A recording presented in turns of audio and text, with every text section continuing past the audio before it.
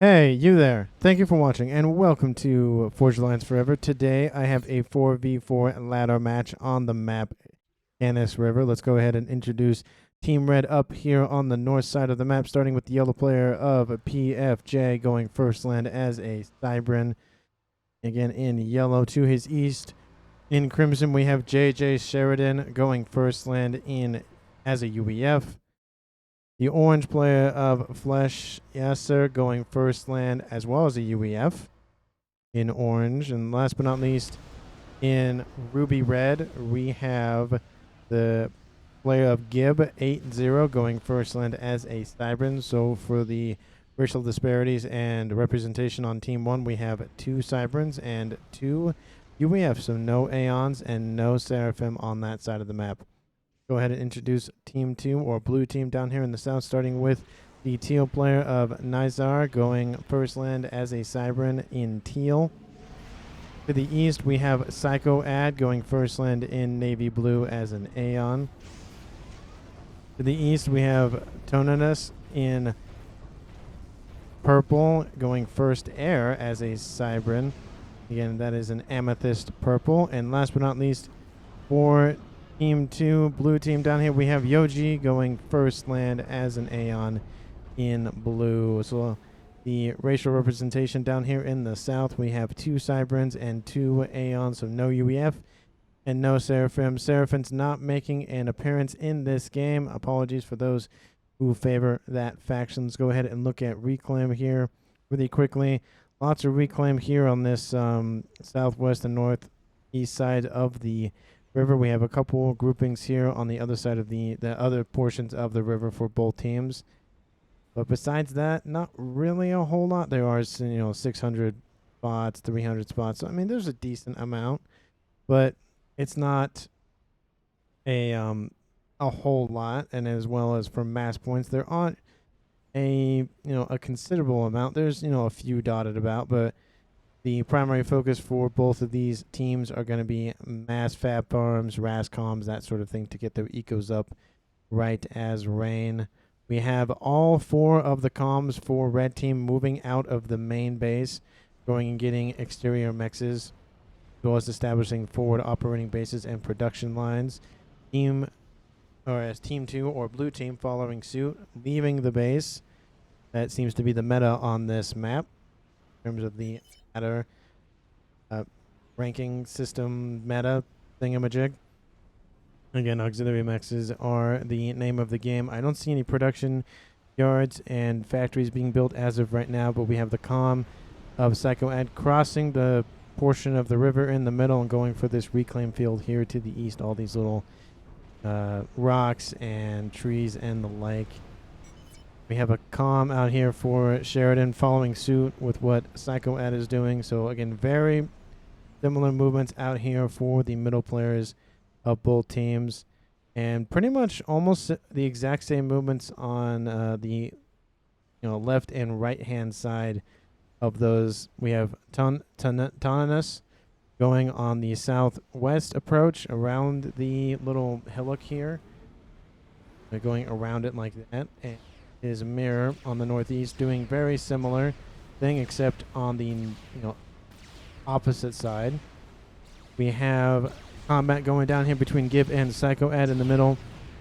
2, I was gonna say 2 Cybran comms, but 1 Aeon comm, 1 Cybran comm. Cybran is going to be at the deficit in terms of hit points. We now have UEF and Aeon just kind of getting at it, more focused on reclaim than shooting at one another. We have on the east, we have a couple of these Mantis bots moving out. We have I wouldn't say a forward factory, but a factory on the other side of the river here for the teal player of Nizar.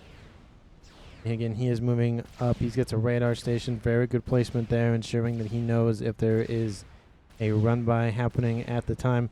Both of these comms for Yoji and Sheridan just bumping into one another, just, slapping one another with plasma and the like. Yoji just fall into the water. The Aeon comm only has 11,000 hit points, and JJ Sheridan has 12,000 hit points, so the hit point advantage is in Sheridan's favor, excuse me. We do have units out here for Yoji and also for Psycho Ad trying to deal damage onto that chassis of that UEF comm, but he will dip in the water as well. So 2 players in the water as of right now. Yoji kind of a little bit further ahead in the T1 land spam game, going into the main causeway of the red team. Similar interaction here on the northeast side of the river. We have Psycho Ad and Gib slapping one another with plasma, but Psycho Ad focusing on mass just a little bit more than Gib. Gun speed upgrade going down for Yoji in that water or river. I mean, it could be a river of acid or lava. Just saying river doesn't necessarily mean it's made of, it consists of water. We have Nazar being pushed by the T1 land forces out here from Esser.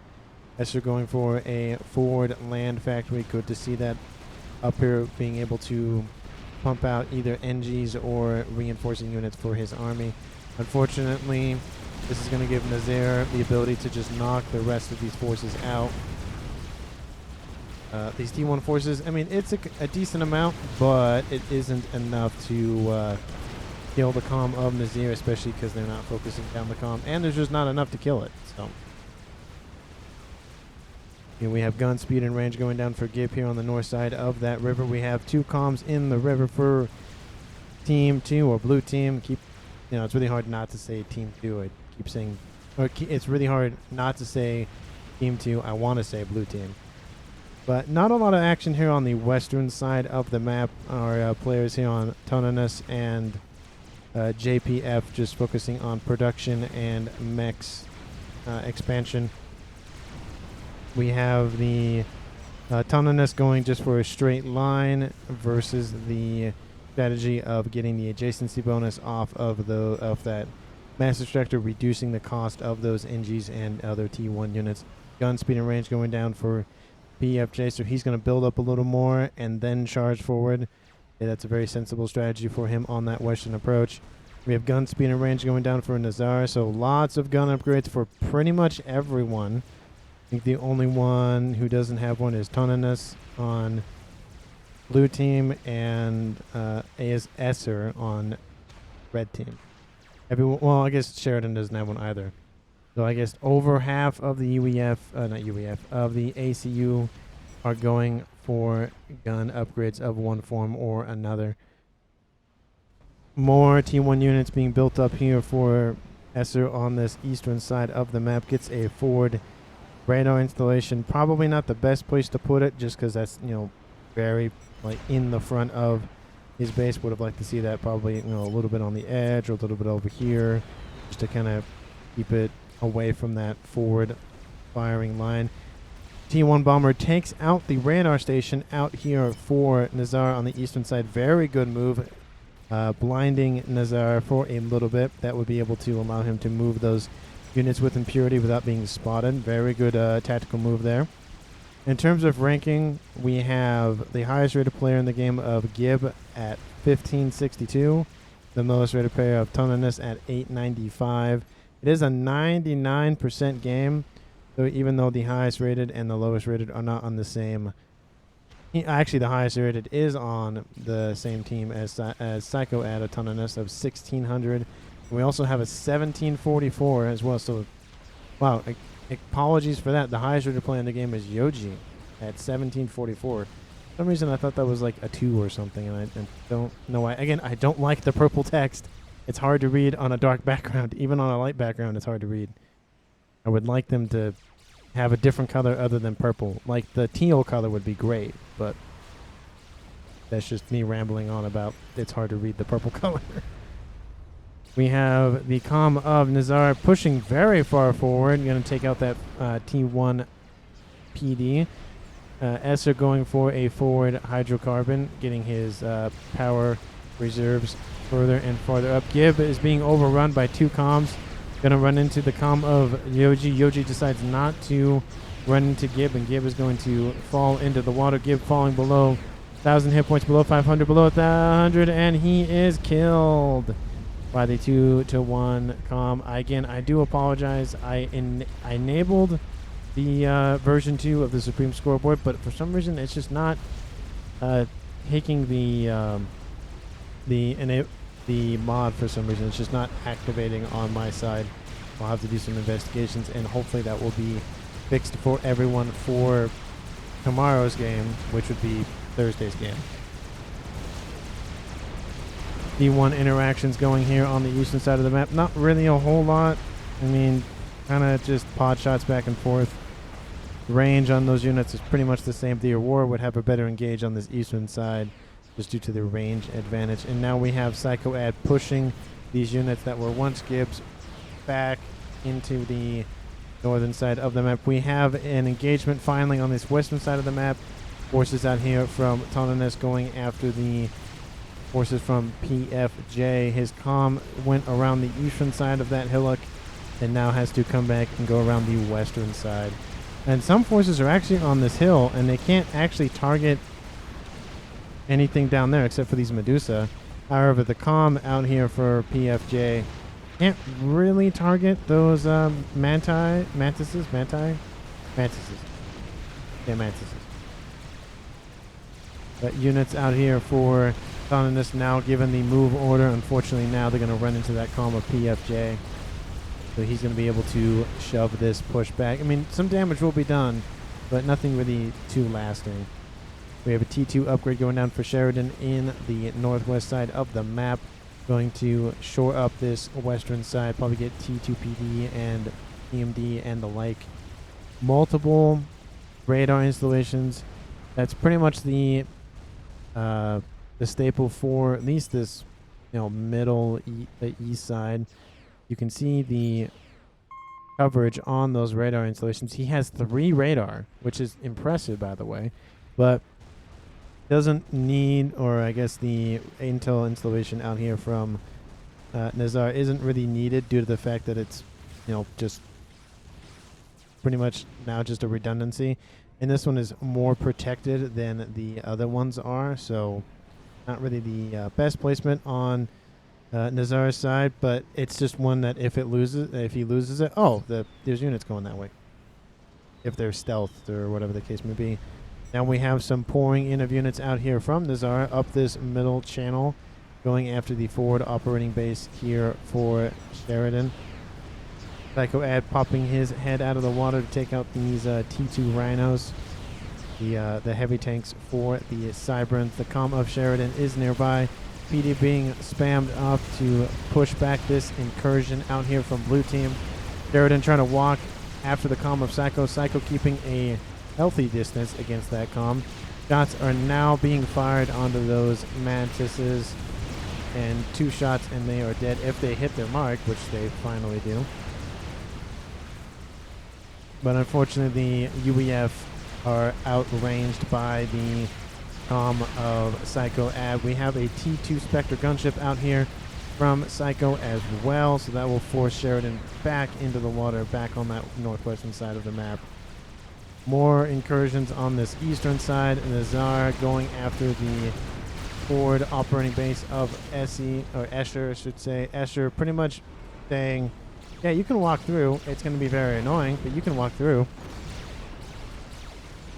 See the units behind that forward wall are being taken out. All of those poor NGs didn't deserve to die or didn't deserve to be caught up in this battle.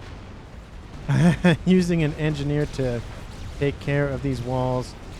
Walls are kind of a pain to deal with sometimes, so you can tell how they are kind of hard to be targeted, especially due to the fact that they're on a hill. And the firing angles on those are very, very annoying. But a huge wall section is taken out, allowing more units to flow through quite easily. Psycho Ad's gotta watch out. We're at 14 minutes, so T3 air is possible, which it has been achieved for both players at this point. So he has to watch out for any strat bombers or the like, because he is pretty far forward. We have the comm of Yoji on a gun upgrade, so going for the Aeon Sniper comm. There are 2 Aeon Sniper comms about to be on the cards for Team 2, so very offensive comms here for Blue Team. Here pointing out Team D. There's Team D here.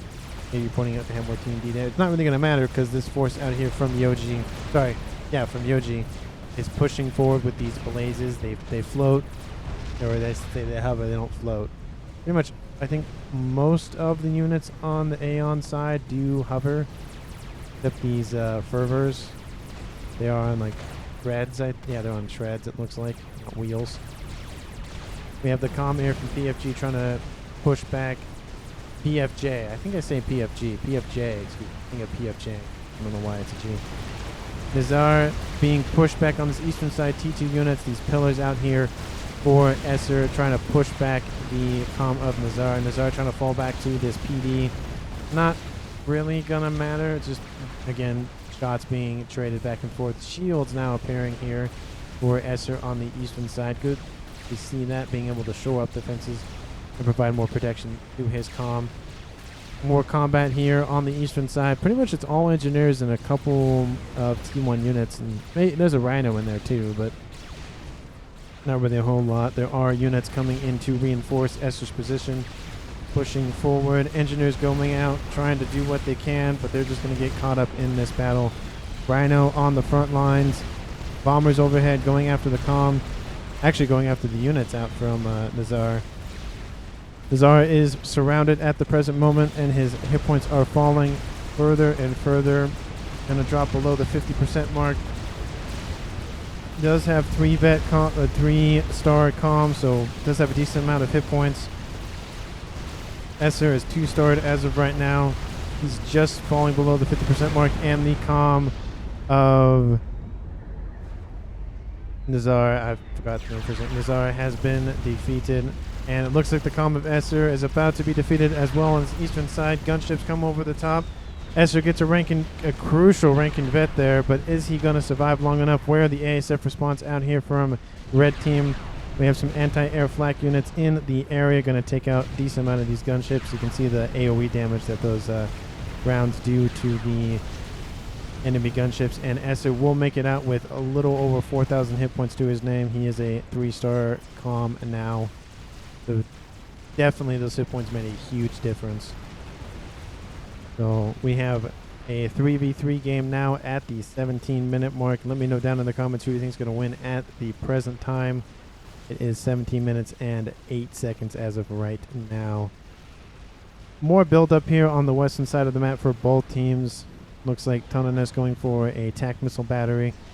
Probably aiming for the comm of PFJ underneath shield coverage. He is getting point defense, but I would like to see a couple more of these zappers built as well. Nothing guarding this northwestern approach here. And ASF's coming in to support the comm of Psycho Ad. These are Psycho Ad's ASF. He is the, I guess, the air player in this game. He's the one pretty much in the middle of his teammates' base. He pretty much is leading the... it's pretty close to leading the air game. Let's see. He has 18 ASFs versus Sheridan's... Oh, those are interceptors. 11, so not really... Yeah, it's almost a 2-to-1. But I'd say this is a bad engage. There are some anti-air... I thought I saw some anti-air installations. So yeah, there's one SAM in the area. But it looks like there's some bad turns out here for Psycho Ad, and Sheridan will gain air control for the time being. Definitely a blowback in strategy there. Shouldn't leave your ASF that far forward unless you have a good reason to. E3 on the way for Esser, trying to wrap up hit points. That will definitely make his comm even beefier. More combat and movement out here to the western side of the map, trying to engage these T1 and T2 units. We haven't seen T3 as of yet, but it's about 20 minutes, so we should see T3 appearing on the cards at some point. TAC missile batteries coming, might be fired upon at some point. They're about ready to finish most of their missiles. And of course there are mobile missile launchers out here from him as well. But unfortunately there is a T3 unit, this Loyalist. Lots of damage and rapid fire nonsense on that Loyalist. It does explode. It does explode when it dies, leaving an EMP burst, disabling a lot of nearby units. These rhinos are in defense, facing off against other rhinos, but they're having some disagreements with the wall, with the ground. Both of them, for in fact, are having a disagreement with the ground there. Hey, wall? No, the ground. But there are some bricks in the mix as well as some loyalists, so wouldn't be surprised to see PFJ go after that line. There is a T3 gunship in the area from Sheridan. He's going to be able to start taking out those rhinos with impunity. I'm kind of surprised this ASF had not been called over as of yet. We are having some harbs appear on the middle of the map. We are having some interesting formation around that hydrocarbon as well. There's an anti-air unit, this Redeemer out. Would like to see some more shields out here for the Aeon Com of Yoji, just to help defend these units. There's couple anti-air units, but that's really about it. We have a huge movement out here to the north from Yoji as well. Fortunately, it is getting pushed back by the forces out here from Esser. It looks like they're going to try to maybe engage this western flank, or I guess the middle flank, but western in terms of where they're located. But there is a decent amount of PD. There's a couple of these rocket bots, rhinos, so there's some defenses here, and a couple more point defense to boot these triads as well. I do like the mixing of technology, getting the UEF shields and the triads and the Cerberus. Good mixing of technology there out from JJ Sheridan. Got to use what you have to your advantage. E3 almost being completed out here for Esser, and these Oblivion PD are trying to do what they can to target this forward line, but they're just having constant disagreement with that little hillside. As you can see, it's trying to target the TMD, but it just can't get a clear line of sight. The Psycho Ad probably put a couple more over here just to help get that nice firing angle. Or clink hammer batteries or T2 artillery, or the like, just to kind of help with getting over that ridge. But as of right now, it's just shooting into a wall. It's not doing anything. So just good thing it doesn't cost anything to run them once they're built. See, there's no like recharge time, unlike TML, where it costs you energy and mass to build the missiles. And all of those rhinos were taken out by these T3 gunships. There was a chance that these ASF out here from Psychoad could have taken them out, but they just didn't take the opportunity when they had it. There are some anti-air units in the area, but they don't really get a shot off on those ASF, unfortunately for them. The comm of Yoji is now in the water. Wouldn't be surprised to see him switch out one of those gun up or those arm upgrades for Engineering Suite to help boost up the hit points on that comm. What a lot of players I've seen do at about 30 or so minute mark is they just switch over, because having your comm that far forward is kind of not the smartest idea. But we are seeing T3 Ravagers on this eastern side for Esser. Larger range and more rapid fire. Just, are they round? Are they plasma? I think they're. They look like gas. Kind of like what not a phaser or a blaster out from Star Wars would fire. It's like high pressurized gas, or pretty much turns into plasma when it's fired. I think that's how that works. Let me know, answer down in the comments if I'm completely right or wrong about that. I think if I remember correctly, the blasters out from Star Wars fire. They use gas, pretty much cartridges, and then they get heated up, and then they pretty much fire out plasma.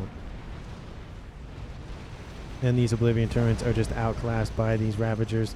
The eastern side getting turtled up quite nicely. Would like to see something over here to the eastern side just to ensure there's no run-by attempts, especially on this western side. But there is a land force to the west of that position, so it's not really the hugest concern. We have an experimental built somewhere. Here it is, the Monkey Lord, the cheapest experimental in the game. Very effective at close range. That giant laser on the top of that spider bot. Lots of spiders for the Seraphim.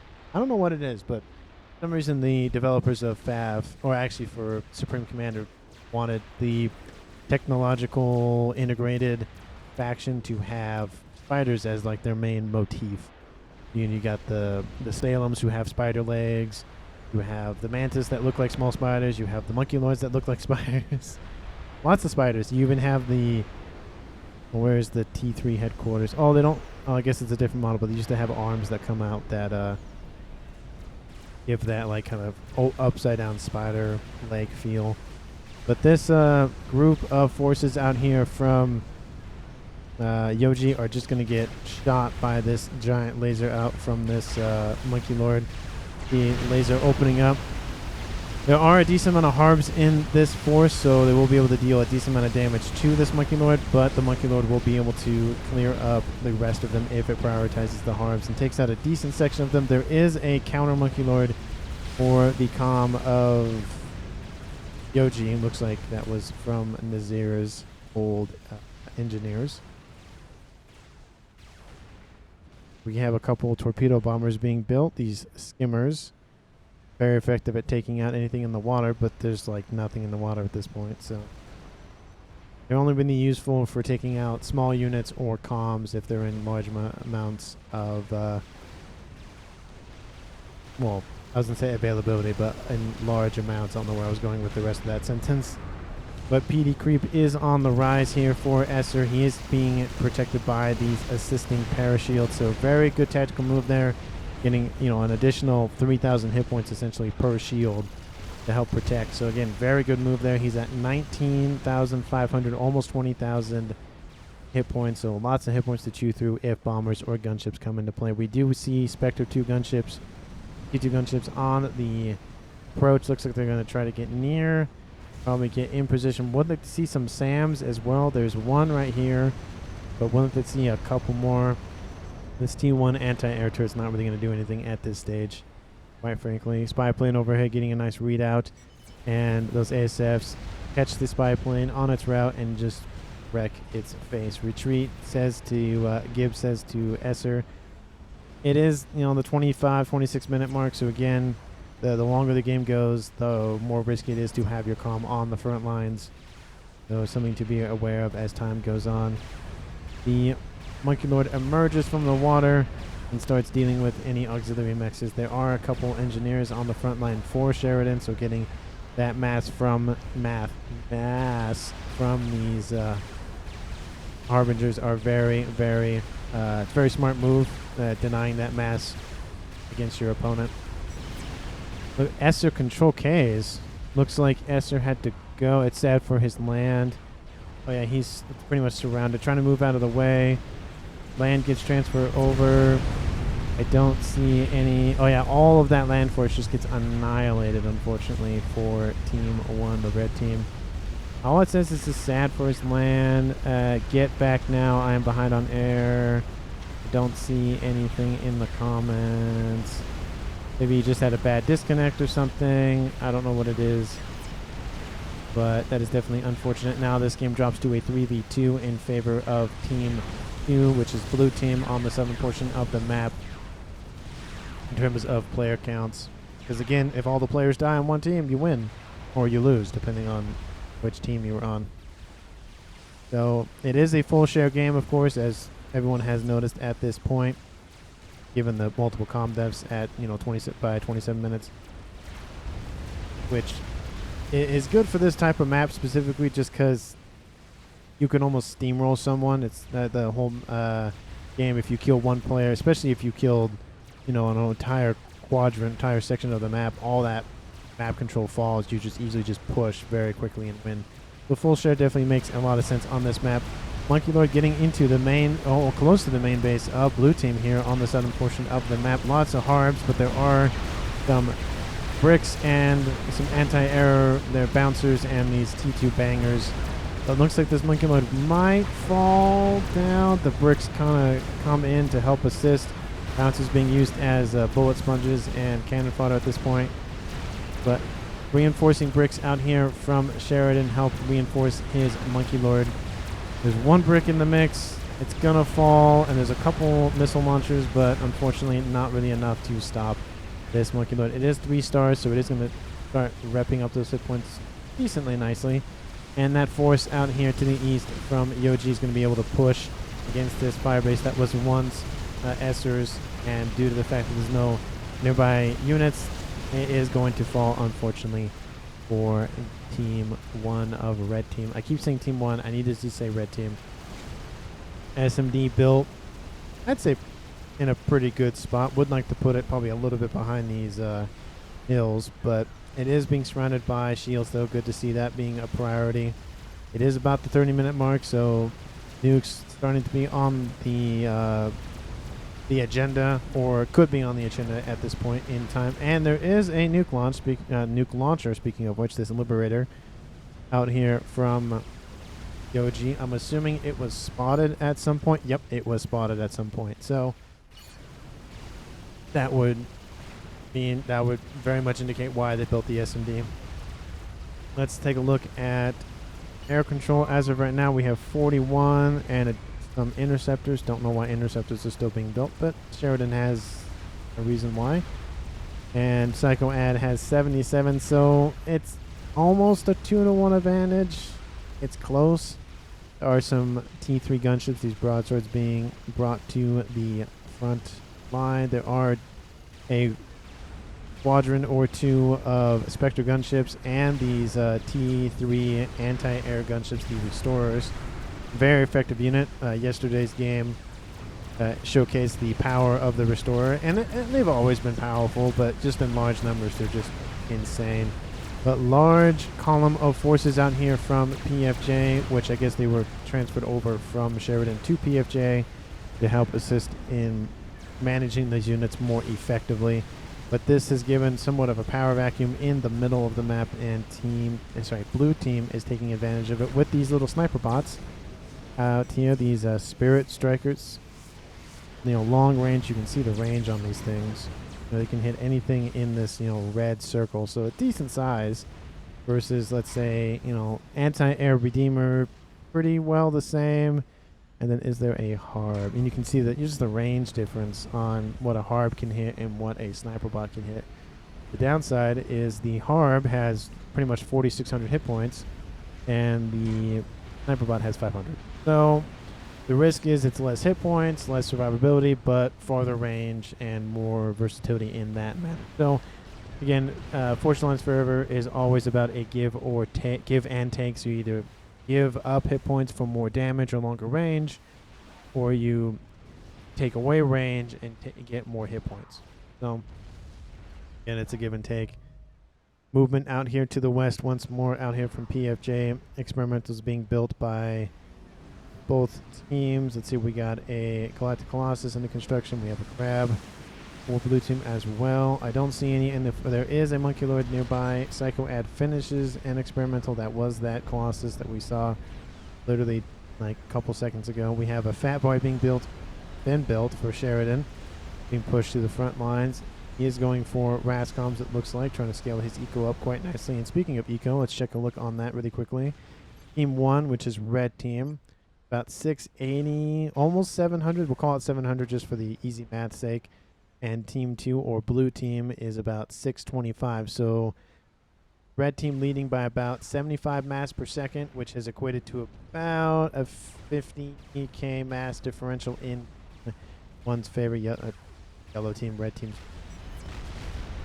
This the water isn't really super deep, so the Monkey Lord can actually sit in the water and use its gun. Unfortunately, it isn't protected, and so this Fat Boy can just sit here and just fire upon it all the time. It's hard to tell that from this distance, but when you zoom in and really get a nice look at the water, you can see pretty much the little horns on the on the comm of CANIS. I think that's right. Again, correct me down in the comments if I am incorrect on the pronunciation. You can see its little horns sticking out on the little edges of the water. I don't think that's targetable. If I remember correctly, the head has to be available to be hit, so it has to be out of the water for it to be targetable, from what I understand, in terms of directly targeting it, not necessarily ground fire. And obviously the comm of Yoji is just hanging out, nothing sticking out of the water for him. So Cybern comms apparently are a little bit taller than Aeon comms. I don't know if UEF comms are taller. Let's see, yellow player, that's another Cybern. But he's in a further, deeper portion of the water. You can see the difference between the comm of PFJ and the comm of CANIS, the height differential in terms of the water, how much it's sticking out, how much it's underground. But a huge wave of these restores on the northern side of the map, taking out ASFs, being supported by their own ASFs. These units out here from Sheridan just not really able to fight against these restores. There are SAMs being spammed up. The restorers might go for the SMDs, which would be my bet. They might go for the air grid as well. That's also a good move there, restricting the ability to build ASF and counter these restorers. But Sheridan constantly producing more and more SAMs. Would like him to switch over to Cougar production to help assist with the anti-air game. We have another SMD. We have 3 SMDs built on Team 1's red team side of the map. So making sure that no nukes land this game. The factory out here, the HQ for Sheridan, still alive. Again, he does have that, or he doesn't have a T3 Tavern factory. So priority of the game for these restorers is power production. They are going to reclaim. If you saw that very briefly, you're able to negate the volatile explosion of those, or any volatile destruction, to be fair, by just reclaiming it right before it explodes. So we'll see if this happens once more. The hive just completely like, oh, I'm just gonna rebuild that that PGen, and all of those restorers are gone pretty much now on the northern side of the map. There are a couple Ambassador strategic bombers that ASFs went by. I don't know if they saw them or not, but decided not to go after. They can still target them on the ground, but there are nearby ASFs, and they won't be able to take out one of them just because there's not that many left now. And there's now no air control for either team except for Psycho Ad, which has 15 restorers, so just over a baker's dozen of restorers. So that will be probably used to take out the Fat Boy, which would be my guess. We have a monkey here on the front line dealing with the rest of these forces out here from JJ Sheridan. We have a Czar under construction in the back line. We still have that nuke launcher that has a nuke. Just hasn't fired as of yet. We have a crab here in the middle as well. So lots of experimentals are the name of the game as of right now for blue team. Wouldn't be surprised to see red team go for some sort of game ender, whether that be spam Novaxes or a Yolana Oz or artillery, Ether artillery specifically, because they're kind of on the back foot now. They were starting to actually take over blue team side of the map with these T1 Mechs. Their Monkey Lord is pushing forward here in the middle. It is being chased by a Monkey Lord and a Galactic Colossus out here from blue team. And that Monkey Lord knows it and is trying to run away as quickly as it can. There are a decent amount of bricks in this mix. This is going to be a huge reclaim field for either team to grab. We have incursions from a horde of Percivals and these bricks, but they're not targeting the Megalith. Definitely the not the best play, due to the fact that these Percies have high alpha damage, and if they're firing into T1 units, it's almost kind of it's overkilling the unit and not getting as much damage as it could. Looks like that Monkey Lord decided not to run away. It's going to get a Colossus for its trouble, and it might actually get the other Monkey Lord as well. So that'll be a 2-to-1 victory or loss, depending on who you're rooting for at this point, for Team 1 and your Team 2 losing 2 experimentals. We have those restorers coming out to help assist in that defense. This crab does get a Rankin Vet, repping up its hit points a decent amount, actually. Unfortunately, Percy's were not able to deal the final blow, and that Megalith will be able to survive and rep up its hit points quite nicely. Now we can check on the eco very quickly. Team 1 still leading in the eco game, actually over 100 by now. Looks like Team 2 has lost a couple. They have lost a decent amount of their auxiliary mexes. So Team 1 now leading by a decent margin, and that shows they're up by almost, well, they're up by about 90,000 mass, almost close to 100,000 mass. So again, not something that you can't recover from, but Team 2 needs a major win to help assist in that reversal of mass deficiency. Deficit? The mass deficit. Probably the way to phrase that. Just one P2 skimmer. Still there. Don't just, below 75% hit points. Don't know what Psycho Ad's going to do with it, but hopefully it will amount to something. Another experimental is built. Monkey Lord moving to the front line. I think they did not pull the crab back. They're actually pushing it forward. Trying to take out these bricks. There are some nearby bricks as well. They have torpedoes on their chassis, so able to fire some sort of damage onto that megalith. The Fat Boy pops up out of the water. Cannons open up, and unfortunately that megalith is not moving, and it probably will die to that Fat Boy if it doesn't roll out of range. You see the yellow ring is the range on that Fat Boy, and it kills that. But definitely something that blue team could have avoided, but maybe they were just distracted with doing something else. At this stage, subcom brain is starting to set in a little bit. Again, like I said before, the higher rating you get, the more likely you'll be able to push that kind of, not deficiency, but that mental strain further and further away. But it does affect everyone at some stage in the game. So definitely something to watch out for. You kind of get that tunnel vision going on as time goes on. There is that Czar has been completed, and it's being pushed to the front lines using its missiles. Target air units further and further out. See the range on that Czar.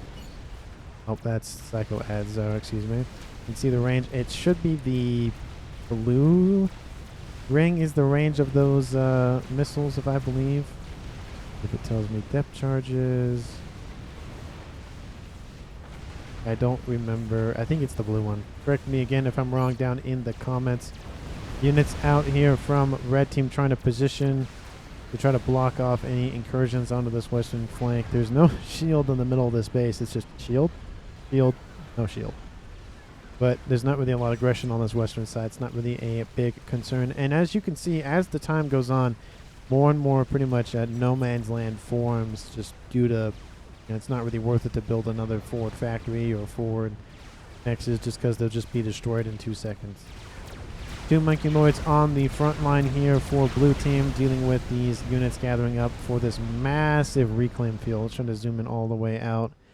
You got 31,000, 10,000, 41,000, 31,000, probably at least 125,000 mass, which is pretty much the differential between both teams. So if Team 2 gathered all this up, it would pretty much catch them up quite quickly. But Team 2 starting to fall behind in the mass totals and mass generation game. Almost 200 mass generated more for Team 1 for red team. So definitely going to have to keep a watch out on that, because that is starting to be in very dire straits. Mass isn't the only factor to winning, but it definitely helps because it just gives you more things to throw at the enemy. I'm just trying to see what our players are doing in the back lines for red team. Sheridan focusing on getting the P-gens up first and then the air factories. We have PFJ going for the megalith here once more. Megalith just was completed and is moving to the front line. There are RASCOMs being gated in and starting to make their appearance more and more, building lots and lots and lots of SAMs. You can see the SAM coverage on the western side of the map. There are Monkey going down. The high alpha damage plus the hit points that these bricks have are just astounding. And they actually, the bricks have only 300 more hit points than the Percys do. So really the question becomes, do you care more about fire rate or do you care more about damage in terms of single shots, in terms of alpha damage? So it's pretty much a, what would be the example, is a machine gun versus like a hand cannon. A machine gun can put out a lot of bullets very quickly, but each bullet isn't really that strong versus a hand cannon, which puts out a small amount of bullets, but each bullet hurts a lot more. So that'd be the comparison I'd give between a brick and a Percy. But just talking about this SAM, oh, that nuke finally gets launched after I don't know how long we've been waiting for it. It's going for that forward line out here from PFJ in the middle of the map. Probably would have used it against this Fat Boy, but because that megalith will shrug that off. I think it has enough hit points to survive. The forces out here from PFJ split apart. Couple RASCOMs will go down. Some of that mass will get evaporated, but the megalith will survive. I, again, probably would have placed it here just to kill that Fat Boy and mostly of that eastern aggression, be able to focus more attention on that western side. But the SAM coverage, boy, is 67 SAMs. You can see the range, like how far out these SAMs go. And that's a lot of coverage versus Sheridan's, which is, I mean, nothing to scoff at. He has 33, but you can see the range, you know, there's just the area of effect these SAMs have to cover. Just, SAMs are very very good. Anti-air is, again, very impressive in this game. It can deal a lot of damage very quickly, and it's not super expensive because once you build it, it doesn't cost anything to run it. So we are seeing some Corsairs trying to take out this Fat Boy. Fat Boy's not a 5-star Fat Boy. Actually, it's kind of rare to see, given the fact that Fat Boys are kind of not easy to kill, but they're kind of weak. These secondary guns open up on that Fat Boy to try to take out these incoming Harbs. Harbs trying to push forward. The Percies are being pushed to support the Fat Boy. Unfortunately, these Harbs are coming in single fire, so these Percies are able to reload and fire more volleys. You can see just the devastating firepower coming off of these Percies. And the assistance of these bricks are very important because they can tank a lot of the hits while these Percies reload. Another wing of Corsairs come in to try to take out that Fat Boy. Fat Boy falls pretty close to 25% of its hit points, and its shield has not recovered yet. It's still losing more hit points as time goes on. Dropping, it was dropped below 3,000 hit points. Its shield is still not repped up quite yet. 20,000 hit points on that shield, 100 per second. And Team 2 now has an issue where they have to use that Czar. That Fat Boy is going to be just tearing into the rest of those defenses on that eastern side. We have a Megalith that's pretty badly damaged out here for CANIS. We have, again, a strategic bomber coming in overhead. That will probably kill the Fat Boy if the Fat Boy doesn't get on the shield covers. Mass Strat Bomber spam being used to take out these T3 land units. The Fat Boy going underwater just briefly and then pops back up. More ASFs come in overhead to help protect the Czar. I'm surprised these strategic bombers aren't going in to take out the Fat Boy is exposed. Like, you can easily take it out. I just don't know why. Corsairs coming in over the top do kill that Fat Boy. Definitely disappointing for Sheridan, but he got a lot of value out of that Fat Boy, so definitely not a waste. It is a small mass dump, but the amount of mass that blue team has dumped kind of but outweighs the mass dumped by Sheridan. Mass Strat Bomber being used to just push back these units. There's T2 flak as well as T3 bouncers. Bouncers very far forward, and like I was telling you, anti-air, especially the T3 mobile, very effective, just shredding those Strat Bombers. That one barely surviving with only 20 hit points left. And Cloaking going down here for CANIS, trying to do what he can with his comm, try to take out these nearby units. And all blue team has to do is just build arbs and just push, because they're all anti-air. There's a couple Percies in there, but there's not really a lot of ground to ground fire. It's a lot of surface to air fire. So you can throw Strat Bombs all the time you want, but it's gonna take a while to take those out, especially with these shields, these parashields coming in. They got a good mixing of tech of the Cyberns and the UEF. When they work together, they worked beautifully, but fighting against another, it's pretty much, it's not rock, paper, scissors. It's not like, oh, Seraphims always beat Aeons always beat Cyberns always, that kind of thing. But it's more of, there are certain units on each faction that do a better job of whether it be being T3 assault bots or being anti-air or being whatever the case may be. So getting the best, in this case, of the best of both worlds is very important, because you can see the influence that Red Team now has on the map. They control, I'd say, about 60%. I don't consider this a control just because there isn't not a stable, but a permanent presence on the eastern side, but they've dealt a huge blow to this eastern side. They're pretty much locking out blue team from the air on this eastern side with all of this supporting. That's a lot of bouncers. Just look at it. 43 bouncers. That's so many bouncers. Where did that Zara go? Is it still alive? Yep, it's still on the main base. Probably not the best thing to hover it over the comm, because if that falls, it's gonna die and pretty much take out the comm. So there is a emissary under construction. I don't like the placement only due to the fact that it's near the air grid, and if there's rival artillery, it's going to hit the air grid. You'd be better off to put it like in the middle right here. You're not going to get all the bonuses, but it's going to be isolated from your air grid. I've seen a lot of players do that where they group up like their Novaxes, their artillery, nukes, all in one place, trying to conserve some mass and energy for the the fusion reactors, the 3P gens. But the risk, there's the laser just firing onto the ground. It is a somewhat of a glitch. Sometimes you'll see that with other games where like the Monkey Lord will fire or the Colossus will fire. It's not doing any damage, but it's a visual glitch. But you'll see that where players will group up all of their structures, especially their important ones, and just a couple artillery rounds just annihilate it. So having decentralized assets is definitely an important thing to note when you are dealing with very expensive units, whether that be experimentals or artillery or Yolana Osses or whatever the case may be. I guess that isn't experimental, but nukes, that sort of thing. Like Yolana Osses are also nukes. They're an experimental nuke launcher, so they cover nukes, they cover experimentals, and they cover very, very expensive things. Go ahead. Is there anything in the back line? Just air grids being built. There is a disruptor that just came online pretty recently. And it looks like, do they know of the T3A artillery for blue team? Oh, that's the wrong team. They know of its existence, and Sheridan comments that that is the prime target. There's no shield coverage over that. Again, everyone know, at least most of you know how I feel about building artillery without shield coverage. It is a waste if it dies before it's built, so you might as well spend the extra minute or so, depending on build power, to build a couple shields. Just because if you know that, oh, it's being shot by enemy artillery, probably should build more shields. Fat Boy almost completed here for Sheridan as well.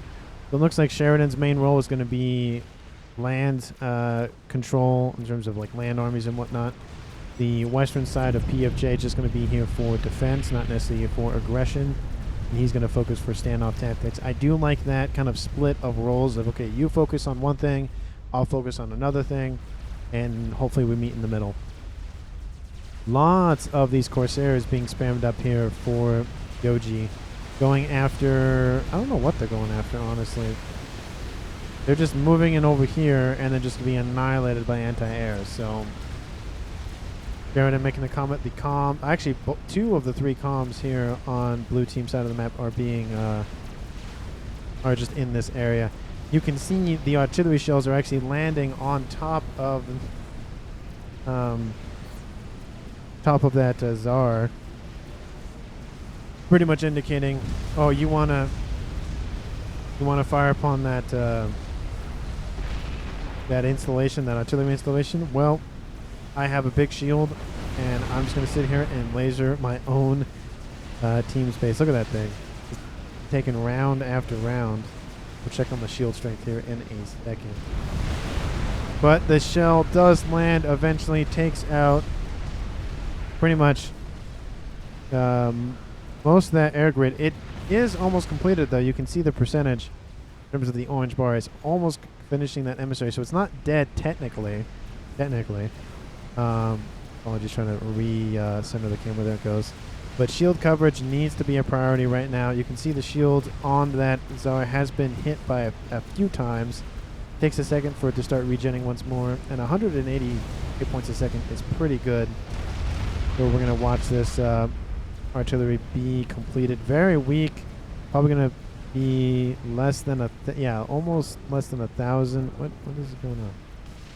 Oh, it's being focused down. The shields are the name of the game right now. Is there a second artillery installation online? Well, there's almost one. It's about halfway done. And you can see the shield coverage, trying to get that 4 adjacency bonus. But again, Seraphim shields are the best shields, followed by UEF. Surprised to see why PJF is not going for UEF shields. But again, Seraphim shields are better than Aeon shields, so that's something. Is this going to finish? Shields pop on and off. These engineers try to support the upgrades on these shields. You can see they extend out, increasing the area of effect and their hit point capacity. Psychoad trying to finish that shield as best he can. Shield pops off. Does he finish it? Another shell impacting. Misses the artillery installation. Another one impacts. Impacts onto that Czar. The Czars still has its shield online. It is a pretty weak experimental in terms of hit points versus a lot of other experimentals, so they're trying to use it as its shield capabilities as much as it can, and it is mobile, so that's very helpful. But they might actually finish that artillery installation, so we will have to see. Another shell lands next to the artillery. Doesn't take it out quite as of yet. The part looks like it's almost done. And it says 7%. That's in terms of hit points on that structure, not necessarily the progress to completing said structure. It is going up pretty slow. There's not a lot of build power in the area to help assist. They're focusing on shields, which is definitely what they should be doing, because if they don't have any shields and the artillery from red team destroys it, then what's the whole point, kind of thing. Crab retreating in the face of this fat boy. It's very badly hurt, so trying to make its way back home. We're just trying to, I just really want to see if that artillery does finish. But shells landing all the time, taking out PD and the like. That emissary does finish. You can see that its gun is moving, and it most likely will start firing on the opposing artillery installation pretty soon. Looks like we have 2 artillery. Yep, that second emissary has been completed. The third emissary it's going up pretty quick. It's already in the yellow, so this is definitely not going to feel good on Team 2's side of the map. That air grid is completely wiped out. Team 2 pretty much has no air control. They have 1 Czar, and that's really about it. You know, they're losing the land game pretty heavily. They have an incursion of ARBs, though, but it's not going to do a lot of lasting damage. Takes out some reinforcing units, but that's about it. Sheridan completes an experimental. I'm assuming it's another another fat boy. It is. Sheridan sitting under shield coverage, getting more and more shields all the time. Very good thing to do. We have strap bombers over the top of Sheridan going after. Looks like it was going after the P-gens, but they get a factory instead. Was there some sort of incursion at one point?